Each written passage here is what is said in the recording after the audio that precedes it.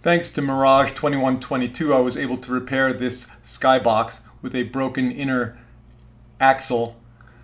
Underneath the handle there's an axle that has a prong there at A, and these crack off and you're left to have a warranty repair. If you don't have a warranty, this is better than putting it in the garbage. So I've drilled through this axis and then placed a 3.5 millimeter diameter prong inside there. I've ground it down. You drill in all the way through the axle, and then you can go ahead and grind the end so that it's not sharp or anything like that. That's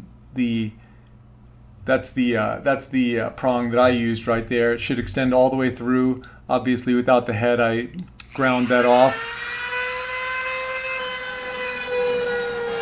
If you have to do this, you want to be slightly above 0 degrees, maybe 5 or 8 degrees above 90 degrees there. You can see I'm working with the box upside down.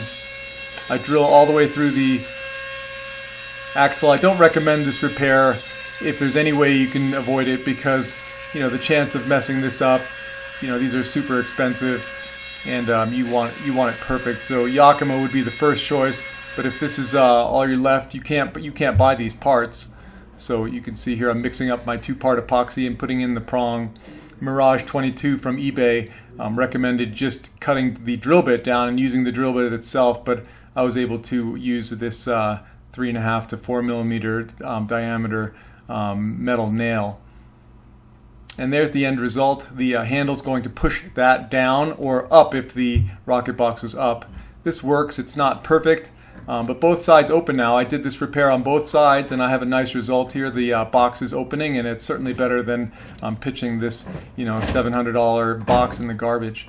So that's the end result, and I hope you have good results, but I certainly don't recommend doing this if you have an alternative.